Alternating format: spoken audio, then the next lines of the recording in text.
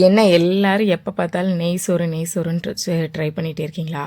இந்த மாதிரி டிஃப்ரெண்ட்டாக எங்கள் ஊர் ஸ்பெஷல் தேங்காய் சோறு, தாளிச்ச சோறு எப்படி பண்ணுறதுன்னு நான் உங்களுக்கு சொல்கிறேன். ரொம்ப ரொம்ப அட்டகாசமாக இருக்கும். நெய் சோறுலாம் என்னங்க நெய் சோறு, அதெல்லாம் தூக்கி சாப்பிட்றோம். எங்கள் ஊர் ஸ்பெஷலான சாப்பாடு.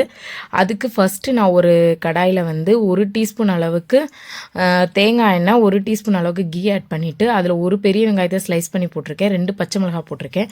அதுக்கப்புறம் வந்து நல்லா அதை சாட்டை பண்ணதுக்கப்புறமா 1 டேபிள் ஸ்பூன் அளவுக்கு இஞ்சி பூண்டு பேஸ்ட்டு, 1 டேபிள் ஸ்பூன் அளவுக்கு வெங்காய பேஸ்ட்டு, அதாவது ஆனியன் பேஸ்ட்டை அரைச்சி வச்சுருக்கேன், அதையும் போட்டு நல்லா ஆட் பண்ணிவிட்டு நல்லா சாட்டை பண்ணிடுங்க. அந்த பச்சை வாடை போகணும் நல்லா.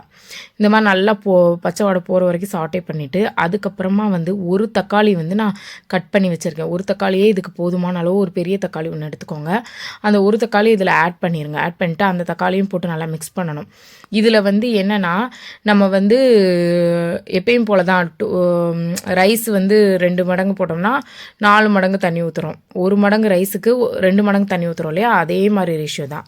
தக்காளி ஆட் பண்ணிவிட்டு நல்லா சாட்டை பண்ணிக்கோங்க. நல்லா சாட்டை பண்ணிவிட்டு அதுக்கப்புறமா வந்து 1 டேபிள் ஸ்பூன் அளவுக்கு கேர்டு ஆட் பண்ணணும். அதுக்கு முன்னாடி நான் அரிசியோட அளவு சொல்கிறேன். இந்த கப்பில் நான் 2 கப் ரைஸ் எடுத்திருக்கேன். அதுக்கு வந்து 4 கப்பு தேங்காய் பால் தேவைப்படும். தேங்காய் பால் நல்லா கெட்டியான பாலை எடுத்து வச்சுக்கோங்க. ஒரு அரை முடி தேங்காயில் எடுத்து வச்சுக்கோங்க. நல்ல பால் வர்ற தேங்காயை பார்த்து எடுத்துக்கோங்க. 1 டேபிள் ஸ்பூன் அளவுக்கு கேர்டு ஆட் பண்ணி நல்லா சாட்டை பண்ணிடுங்க. நல்லா சாட்டை பண்ணிவிட்டு இதில் வந்து பிரியாணி மசாலா வந்து நான் ஏற்கனவே நம்ம சேனலில் அப்லோட் பண்ணியிருக்கேன். அதில் வந்து ஒரு அரை டீஸ்பூன் அளவு பிரியாணி மசாலா ஆட் பண்ணிக்கோங்க. இந்த ஸ்மெல்லுக்காக மட்டும்தான். அதுக்கப்புறம் தேவையான அளவு உப்பு ஆட் பண்ணிக்கோங்க.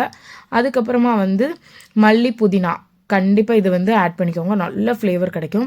நல்லா இந்த மாதிரி நல்லா ஆட் பண்ணிவிட்டு இந்த பச்சை வாடெல்லாம் போகிற வரைக்கும் நல்லா வதக்கி விட்டுட்டு அதுக்கப்புறமா நம்ம ஏற்கனவே வந்து அளந்து வச்சுருக்கோம் இல்லையா தேங்காய் பால், 4 கப் தேங்காய் பால் வந்து இதில் வந்து ஆட் பண்ணிக்கோங்க. 4 கப் தேங்காய் பால் இதில் ஆட் பண்ணிவிட்டு அதை மூடி போட்டு மூடி வச்சுருங்க. இது நல்லா கொதி வந்ததுக்கப்புறமா வந்து இந்த கப்பில் 2 கப் ரைஸ் நான் எடுத்திருக்கேன். அந்த 2 கப் ரைஸ் வந்து நான் ஊற வச்சுருக்கேன் தண்ணி ஊற்றி. அதை வந்து இந்த கொதி வந்ததுக்கப்புறமா வந்து என்ன பண்ண போகிறேன்னா, இந்த சாப்பாட்டு இதில் வந்து ஆட் பண்ண போகிறேன். இந்த மாதிரி கொதி வந்ததுக்கப்புறமா இந்த அரிசியை வந்து இதில் சோக் பண்ண அரிசியை வந்து இதில் ஆட் பண்ணுங்கள். ரொம்ப நேரம்லாம் சோக் பண்ணணும்னு அவசியம் இல்லை. இந்த தாளிப்பு ஸ்டார்ட் பண்ணுறதுக்கு முன்னாடி நம்ம வச்சாலே போதும். இந்த மாதிரி தண்ணியும் ரைஸுமா இந்த மாதிரி வந்த ஸ்டேஜில் இந்த மாதிரி இருக்கணும். இந்த மாதிரி ஸ்டேஜில் தம் போட்டுருங்க. அதுக்கு அடியில் ஒரு தோசைக்கல் வச்சுட்டு மேலே வந்து ஒரு வெயிட்டான பாத்திரத்தில் தண்ணி ஊற்றி இதுக்கு மேலே வச்சு விட்டுட்டிங்கன்னா நல்லா தம் ஆயிரும். நல்லா தம் ஆனதுக்கப்புறம் அதுக்கப்புறம் இடையில இந்த மாதிரி எடுத்து விட்டுக்கலாம். இந்த மாதிரி எடுத்து விட்டுட்டு ஒரு 10 மினிட்ஸ் இல்லைன்னா 15 மினிட்ஸில் உங்களுக்கு ரைஸ் ரெடி ஆயிரும்.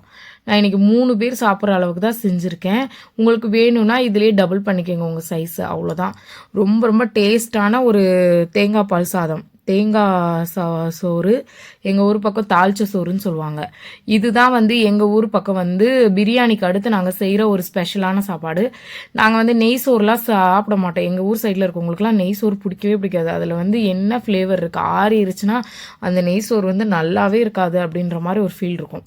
நாங்கள் நெய் சோறு வந்து எந்த ஃபங்க்ஷனுமே ப்ரிஃபர் பண்ண மாட்டோம். அதாவது கல்யாணத்துக்கு முன்னாடி நாள் உள்ள ஃபங்க்ஷனுக்கு கூட இந்த மாதிரி தாளிச்ச சோறு வச்சு தான் நாங்கள் சாப்பிடுவோம். இதுக்கு காம்பினேஷனாக கறி குழம்பு வச்சு அதுக்கப்புறம் வந்து அதுக்கு வந்து மல்லி புதினா சட்னி வைப்போம். அப்படி இல்லைன்னா தக்காளி சட்னி ஒன்று வைப்போம். நல்லா செம்ம டேஸ்ட்டாக இருக்கும்.